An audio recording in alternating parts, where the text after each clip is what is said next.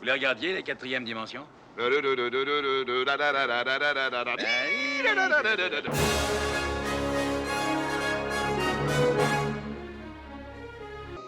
Dans la quatrième dimension.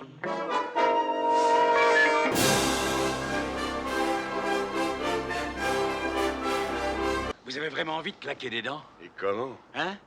Vraiment? Ouais. Traverser une autre dimension de la vue, de l'ouïe, mais aussi de l'esprit, un voyage dans un pays merveilleux dont les frontières sont celles de l'imagination. Prochain arrêt, la quatrième dimension. Pour ouvrir cette porte, une clé, l'imaginaire. 1959, la télévision allait vivre un moment inoubliable avec la découverte d'une série qui va devenir anthologique, la quatrième dimension, narrée en prologue par le créateur lui-même, Rod Serling, et qui va nous donner 138 épisodes de 25 minutes et 18 de 50, narrant via de petites histoires de science-fiction, de fantastique, de véritables chefs-d'œuvre, poussant la créativité à son paroxysme. Vous vous rappelez l'épisode avec Burgess Meredith? Vous vous souvenez, lui c'était un fou de bouquin. Une anthologie donc, pour beaucoup la meilleure série de tous les temps, dont chaque finale sur chaque épisode choque, frappe ou surprend le spectateur de façon les plus inattendues sur des épisodes indépendants et aucun personnage récurrent. C'était le dernier survivant et le pauvre a cassé ses lunettes. Ce truc, ça m'a paniqué, j'avais 7 ans quand j'ai vu ça. Mais qui va accueillir de futures stars du grand écran ou du petit écran comme Lee Marvin, Buster Keaton, Mickey Rooney, Robert Redford, Dennis Hopper, Leonard Nimoy et son ami George Takei, Charles Bronson, Lee Van Cleef, Burgess Meredith bien sûr, Vera Miles et Patrick Macnee, William Shatner, Bill Bixby, Martin Landau, Ronnie McDowell, Ross Martin, Peter Falk, Telly Savalas ou Ron Howard, et j'en nommais autant par manque de temps. Le thème de la musique de Marcus Constant, qui va remplacer le premier de Bernard Herrmann de la saison 1, restera aussi, et de nombreux grands compositeurs vont travailler sur les épisodes, comme Bernard Herrmann justement, ce n'est pas rien, Jerry Goldsmith, Fred Steiner, Leonard Rosenman ou Franz Waxman, du gros lourd. Il se peut que nous fassions un peu de montagne russe. Aussi, je vous demande de regagner vos places et d'attacher vos ceintures. Tout le monde ayant vu la série au moins un épisode au minimum et qui gardera en mémoire toute sa vie, c'est un fait. Pessimiste et en noir et blanc, pas de grand spectacle, de violence frontale ou de sexe et très peu d'effets spéciaux, c'était la série qui devait être un manuel de ce qu'il faut faire en écriture, surtout aujourd'hui. Considérée comme une des meilleures séries de tous les temps et qui aura droit à plusieurs autres versions dans la dernière assez ratée et 18 millions de spectateurs à chaque diffusion, il ne manquait que le cinéma qui va s'y atteler pour juin 1983, février 1984 bien sûr chez nous, et avec à la production 2 hommes qui sont considérés comme des maîtres et au culte évident, Steven Spielberg bien sûr et John Landis, ce dernier aura du mal à se remettre du film à raison, et 4 réalisateurs, les 2 producteurs bien sûr, et Joe Dante et George Miller, bref le meilleur de l'époque dans le genre.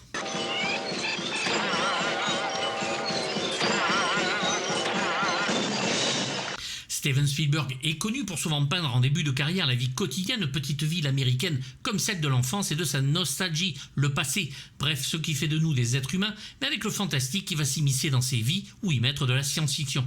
Tonton Steven va avoir les moyens qu'il veut afin de pouvoir produire la chose et se permettre d'engager les meilleurs et faire du film comme Creepshow de George Romero et Stephen King avant lui, un film à segments avec prologue et épilogue en engageant des réalisateurs différents et reste fidèle à la série sur un écran bien plus grand. Chaque réalisateur va choisir son segment et le bonheur de les réaliser va commencer, enfin pour certains, et John Landis va filmer le prologue et le premier épisode, Time Out. Faites-moi peur. Vous êtes prêts, là? Ouais, allez-y.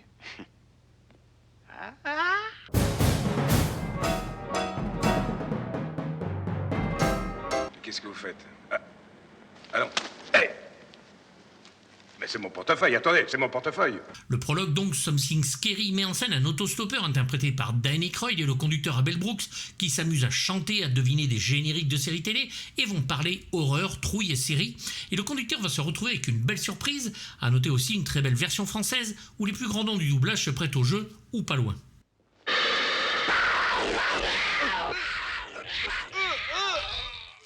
Nous allons arriver donc sur Time Out, premier segment qui va narrer l'histoire de Bill, un américain raciste qui en sortant du bar où il parle avec ses amis, se retrouve dans des boucles de temps et va endosser une peau noire contre le Ku Klux Klan, un Vietnamien contre les soldats américains, ou un Américain poursuivi par les Viet, et enfin un Juif bien sûr poursuivi par les Allemands, les nazis, finissant dans un train en route pour un camp de concentration. Dans la série d'origine, le personnage était joué par Dean Stockwell. Parce qu'elle est juive. Parce qu'il y a les bougnoules, parce qu'il y a les jaunes. T'es un râleur, Bill. Un personnage antipathique donc, qui va apprendre à ses dépens ce que c'est que d'être un homme poursuivi pour sa couleur de peau ou sa religion.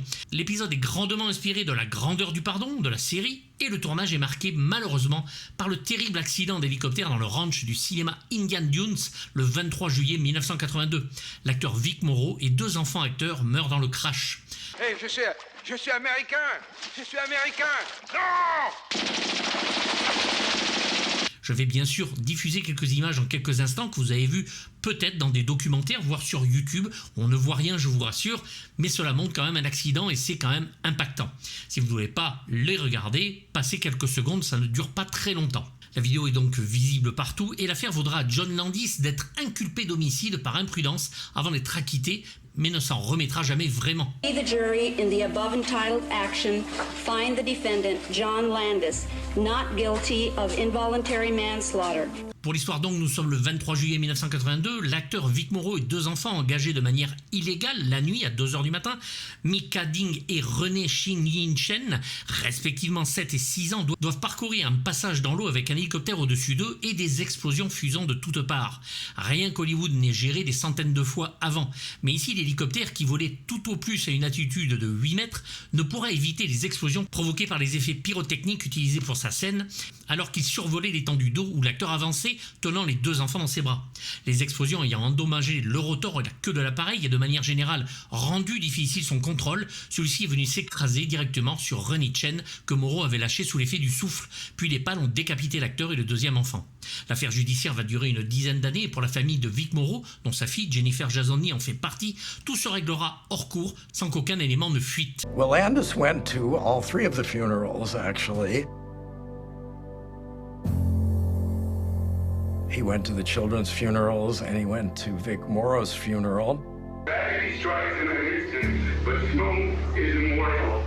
Perhaps we can take some solace in the knowledge that through his word in stage, television, and film, they live forever. John Landis en avait écrit le scénario et il est assez étonnant que le segment soit resté vu qu'il est plutôt éprouvant de le regarder sans penser au drame. Déjà rien fait de mal, qu'est-ce qui vous prend? Les nègres sont tous des vieilles putes.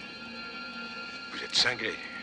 Aux côtés de Vic Morrow, nous avons Charles Hallahan, bien connu pour les amateurs de The Thing de John Carpenter et chef de Rick Hunter entre autres. L'accident d'hélicoptère verra s'envoler le peu d'espoir qu'avait le segment à l'origine où le héros changeait et comprenait que son point de vue n'était pas le bon.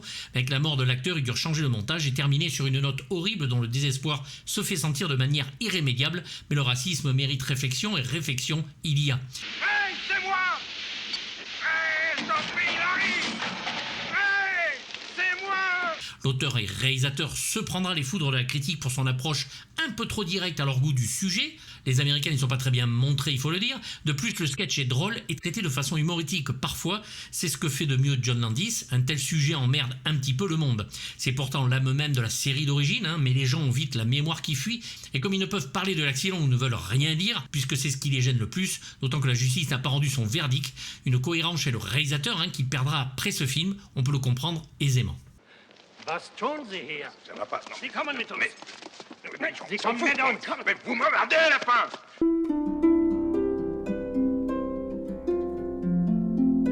On n'est jamais trop vieux pour jouer. Moi, quand je dors trop, je me rouille. Le 2e segment est l'adaptation d'un épisode de la série par Steven Spielberg, rien de moins, Jeu d'enfant ou Kick the Can en VO, en référence au fait de taper dans une boîte de conserve comme ballon de foot quand on est jeune. L'histoire est simple, dans un hospice de vieillards, un certain monsieur Bloom réapprend l'enfance aux pensionnaires qui retrouvent miraculeusement l'apparence de leur enfance. Bonsoir, c'est fini. C'est pas vrai. Le scénario est de Richard Matheson, qui a travaillé sur la série longuement, qui adapte celui de George Clayton Johnson, Matheson étant connu pour ses écrits comme L'homme qui rétrécit ou Je suis une légende, ainsi que La maison des damnés, et travaillera au cinéma notamment sur le duel de Steven Spielberg.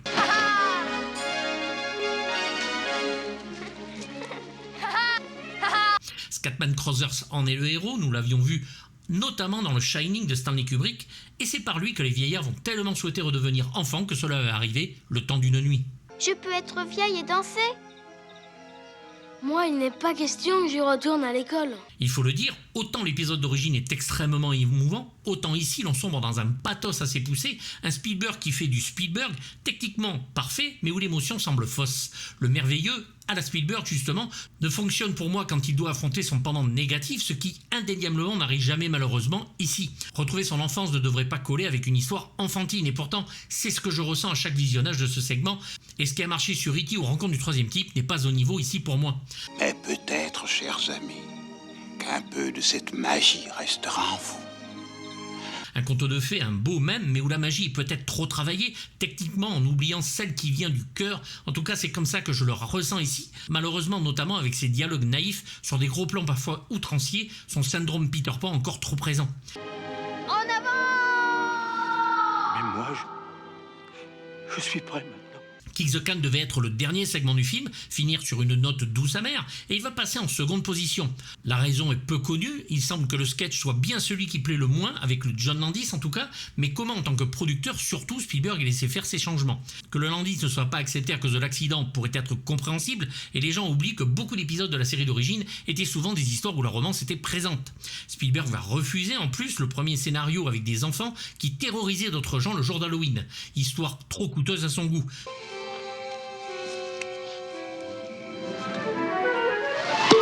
Spielberg est bien sûr aussi connu pour finir ses réalisations à temps et en heure et réussir à faire économiser de l'argent au studio. C'est le cas ici.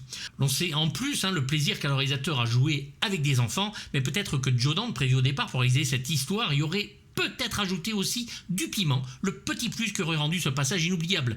Reste des scènes de nuit superbement mises en scène grâce à la très belle photographie d'Alain Davio. 1, 2, 3...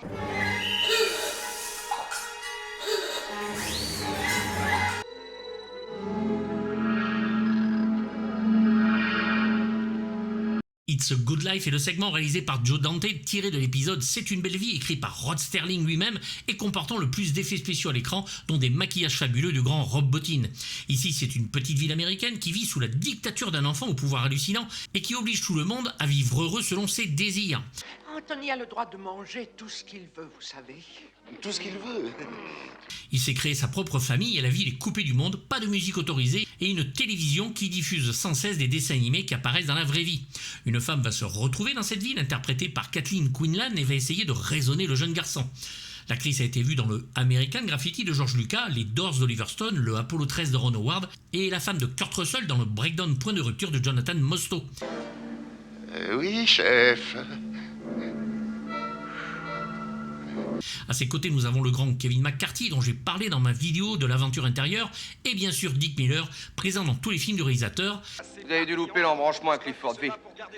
Voyez là? Et enfin Bill Mumy, le garçon de l'épisode d'origine, qui est présent dans le bar sur un petit plan. Walter, il y a le gosse qui détraque l'image au poste. Le gosse, il a payé. Il a télé, toi, tu le regardes à l'œil. On le connaît aussi pour son rôle de Lennier dans la superbe série Babylon 5 de John Michael Straczynski.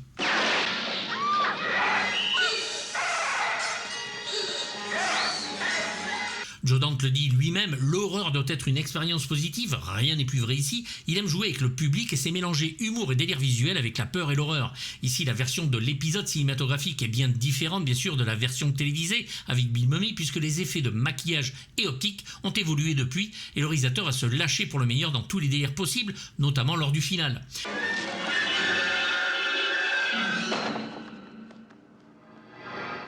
Rob Bottin, alors à son prime et dont les effets du The Thing de John Carpenter nous a laissé sur le cul, va se lâcher comme jamais quand le jeune Anthony, interprété par Jeremy Licht, déchaîne ses pouvoirs dans la maison.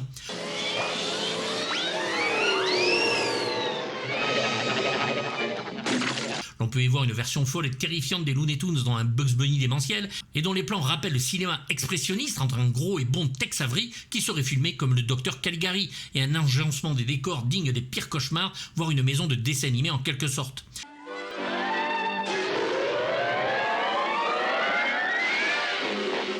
Une maison où beaucoup de voitures sont garées devant, plein de monde essaie de vivre à l'intérieur sous le joug de cet enfant maléfique, un accueil digne de ce nom pour cette nouvelle venue, dont l'oncle Walt, Disney peut-être, en est le plus marrant ou terrorisé. Parce qu'il faut plaire à Anthony, chacun de ses caprices doit être accompli, on mange ce qu'il veut manger, on regarde ses programmes télévisés.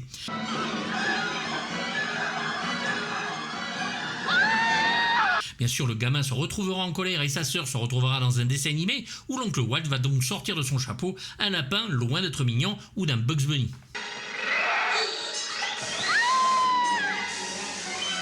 Va-t'en, vilain! Joe Dante est encore jeune, il n'a fait que Piranha et Hurlement et son Gremlins est en route, et pourtant son sketch est bien réalisé, le plus fou, le plus imaginatif, et n'a pas à rougir face à ses collègues. Il est pour l'instant le futur du cinéma. Il est fan de la série, de cinéma, d'autres séries, a bouffé de la bande dessinée à foison et mérite bien sa place. C'est son premier gros budget, il ne peut dire non et doit montrer son savoir-faire. Spielberg devait réaliser ce segment au départ, mais le laisse finalement à Dante, et son travail sur la série Police Squad, qui narre à la télévision les premières aventures de Frank Drebin sur des épisodes de 30 minutes écrits par les Z à Z, David et Jerry Zucker et Jim Abrahams, l'aideront beaucoup pour donner rythme et une réalisation réussie sur un format court. Il a l'habitude.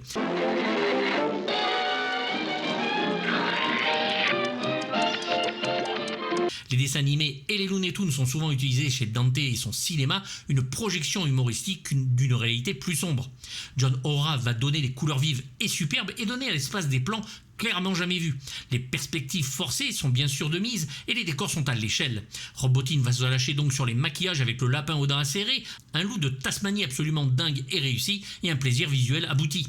Des effets mécaniques réalisés à même le plateau, n'oublions pas que c'est en 1983, de 24 à 12 images par seconde pour remonter à 30 images par seconde afin qu'au rendu de l'image, sur les plans rapides, cela rende plus réaliste. Un final en mode magicien d'Oz clôture ce moment très réussi, fou et magnifique.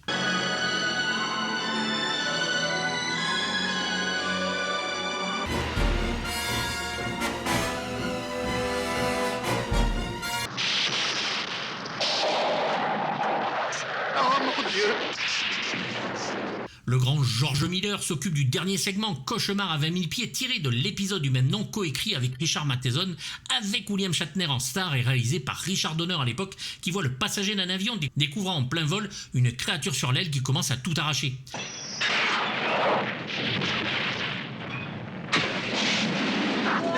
Dans cet épisode, c'est le grand John Lithgow qui va jouer ce passager, et autant le dire, nous en vendrons au meilleur épisode du film, le plus tendu, comme un string, au rythme soutenu et démentiel. Ce pauvre John Valentine, cadre en pleine dépression, prend l'avion donc, et y voit là aussi une créature qui apparaît et disparaît, discréditant directement ses hurlements et ce qu'il voit auprès des autres passagers. Il est très bon de voir un habitué des grands espaces comme George Miller sur ses Mad Max s'obliger à travailler dans un espace confiné et bordel qu'il s'en sort admirablement bien, d'autant qu'il faut, comme les autres, raconter dans un temps très bref une histoire et une situation folle.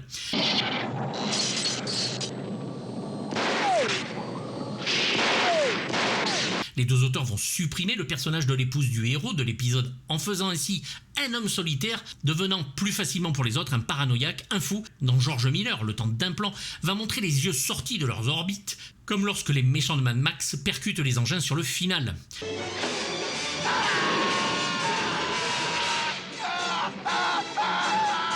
Miller va nous donner encore ici une leçon de réalisation en amplifiant chaque son de l'avion, chaque bruit autour du personnage, ayant une peur panique de l'avion, et ne l'oublions pas, un monstre absolument superbe, spectaculaire dans sa réalisation par Craig Reardon, dont j'avais parlé pour son travail sur le Poltergeist de Toby Hooper et un Spielberg en cachette, n'en déplaise aux ardents défenseurs du bonhomme, et le Dreamscape de Joseph Ruben et sa machine à rêve, qui nous donna en son temps des moments extraordinaires de folie visuelle.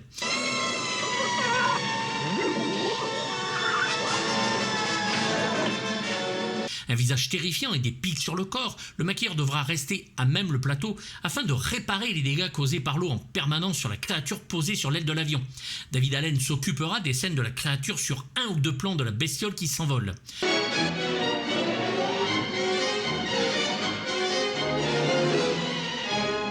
Un moment claustrophobique où le réalisateur donne de sa personne et où l'on ressent son propre emprisonnement dans ce décor trop réduit pour lui. Des plans fabuleux où la caméra semble ne pas pouvoir se déplacer et pourtant réussit les travelling dans les rangées afin de rythmer et développer l'action de la meilleure des manières. Il y a quelqu'un ? George Miller est dans ce sketch, ne nous l'aurons pas, l'homme ne rate rien et reste sur tout le métrage le plus effrayant sans contexte possible.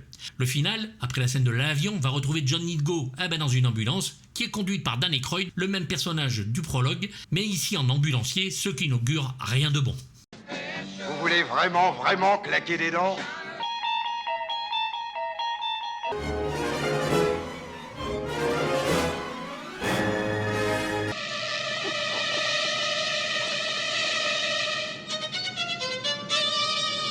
Une production version Spielberg avec Jerry Goldsmith à la musique, c'est un bonheur, d'autant que le compositeur a travaillé sur la série d'origine. L'homme va comme à son habitude nous exposer son éclectisme musical en nous offrant une de ses meilleures compositions. Une brève introduction, les quelques notes du thème de la série de Marius Constant, et nous voilà sur un main title qui régale les oreilles, un monstre de thème absolument maîtrisé et parfait, un travail extraordinaire. Bref, ne nous y trompons pas, Jerry Goldsmith est encore une fois à son meilleur.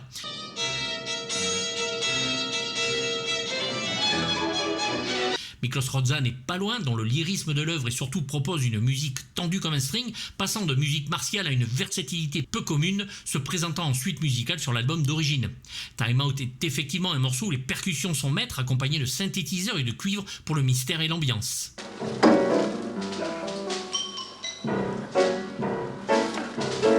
Kick the Can est bien plus léger, au lyrisme ici évident, avec sa musique ample et comme le segment, douce amère, aux envolées, et nous confirme que la musique sera variée et mélodique, autant que mystérieuse et folle. Tout Jerry Goldsmith est dans chaque morceau, de sa sensibilité musicale à son meilleur, dans le suspense et l'action. Avec Kick the Can, il nous fait penser à son Poltergeist et un Psycho 2 magnifique qui vient d'écrire l'année d'avant.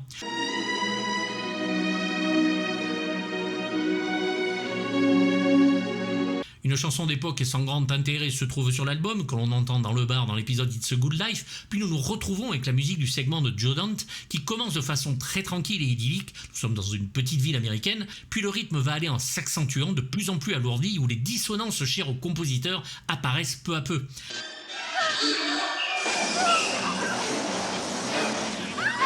L'orchestre va pour notre plus grand bonheur se déchaîner avec des sons étranges et ses violons dingues, dont les deux nous font penser bien sûr à Alien, et proposer une musique vigoureuse et soutenue avec une orchestration sans commune mesure et des effets qui accentuent les moments de terreur.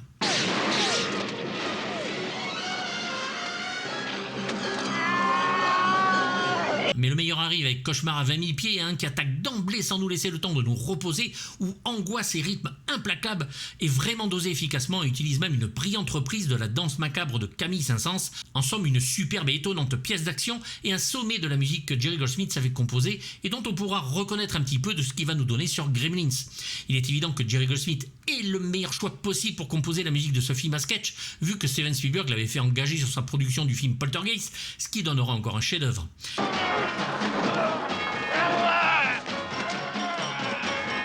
Les adjectifs ne manquent jamais pour qualifier la musique d'un des meilleurs compositeurs de musique de film, dont la magie est palpable, majestueuse en diable, et une fanfare que nous ne sommes pas prêts d'oublier. La musique agressive du premier volet est peut-être un des plus Goldsmithiens dans sa façon de gérer l'action, et sur le morceau du passage de Joe Dante, qui va adopter un style qui va garder dans sa collaboration avec le réalisateur, avec qui il va travailler jusqu'à son décès, sombre et ironique en même temps, et dont l'humour sera toujours palpable.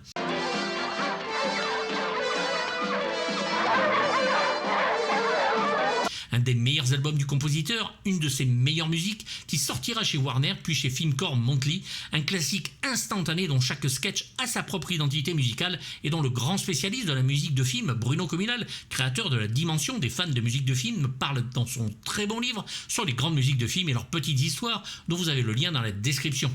La musique restera un chef-d'œuvre et nous ne pouvons qu'espérer un nouvel album afin qu'une nouvelle génération puisse le découvrir.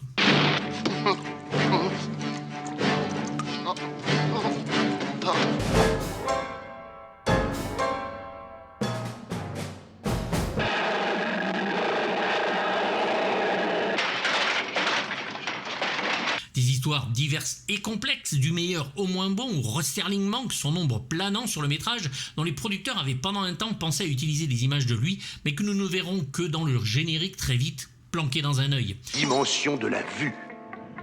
Une dimension de l'esprit. Twilight Zone, le film, va devenir culte à l'époque, puis sombrer dans l'oubli parce que, ne passant jamais ou très rarement à la télévision, et ne disposant pas d'un écran vidéoludique digne de ce nom chez Warner, sauf si, encore une fois, des fans se lâchent pour nous donner des Blu-ray de très très bonne qualité avec des bonus de fou, mais bien sûr seulement disponibles pour ceux qui savent, pour les plus amoureux du support physique. Oh non. Oh non. Le film, de par ses créateurs, est de toute façon un événement en soi, impossible de ne pas en parler ici puisque les réalisateurs sont quelque part la quintessence du cinéma du début des années 80 et portent en eux une maîtrise de la narration et une envie de bien faire qui suintent par tous les pores de la pellicule cinématographique. Une série qui fait partie de la culture américaine, pas toujours reconnue à sa valeur, surtout aujourd'hui où le noir et blanc est mis au placard des diffusions télévisées, le film La Quatrième Dimension ne démérite pas de l'œuvre dont elle s'inspire et donne aux spectateurs de l'époque toute la satisfaction que l'on était en droit d'attendre, et même plus. Ne bousculez pas, quoi? Où est-ce que vous m'emmenez? Hein? L'imaginaire et l'atmosphère inquiétante des sketchs vont nous faire exploser la tête dans le bon sens et prouver que l'on peut, si l'on s'en donne les moyens, écriture comprise, s'entourer des bonnes personnes pour rendre un hommage réussi sur une génération d'enfants de la télévision qui ont non seulement compris la série d'origine, mais se la sont appropriée. L'on fait leur et réussit l'exploit de ne pas gâcher la chose en obéissant à une seule formule fort simple, d'obéir à aucune formule. À l'instar de Creepshow, les réalisateurs choisis se donnent un travail difficile, le film court, le sketch ou la narration doit être un concentré de technique et d'ingéniosité. Un risque et un pari réussi ici comme Creepshow avant lui et son association de talents qui ne peut donner qu'un film absolument réussi à quelques exceptions près pour des histoires inégales ou des façons de faire peut-être trop peu personnelles. Vous voilà redevenus des enfants. Vous allez revivre toute votre vie. Mais ma vie a été très difficile. On ne peut que se féliciter de la création d'un homme, Rod Serling, qui aura marqué la télévision et le fantastique, l'horreur et le mystérieux, la science-fiction et le drame. Un homme qui aura changé la donne, réussir à créer un programme où certains épisodes auront une morale plus ou moins bonne et d'autres juste une histoire à raconter. Le meilleur des deux mondes, en somme. Un film qui, malgré son drame, se regarde encore très très bien aujourd'hui. Ça passe comme une lettre à la poste, d'autant qu'il ne dure qu'1 h 40, malgré un côté moralisateur parfois qu'il vaut mieux laisser de côté.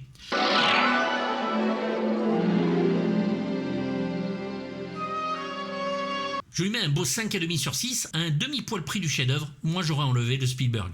N'hésitez pas à me faire part de vos avis dans les commentaires, j'y répondrai comme d'habitude, même négatif, si c'est écrit poliment. Vous pouvez vous abonner à la chaîne Patreon qui vous permet d'avoir les vidéos en avance, sans censure ni pub, et avec live et vidéos inédites. La boutique est ouverte avec mugs, t-shirts, suites, tabliers de cuisine. Je n'ai toujours pas de godemiché qui arrive. Plein de choses, vous avez le lien en description. Pensez à vous abonner, c'est gratuit et ça fait plaisir. Mettez un pouce et activez la petite cloche. À bientôt pour du lourd. Bye bye.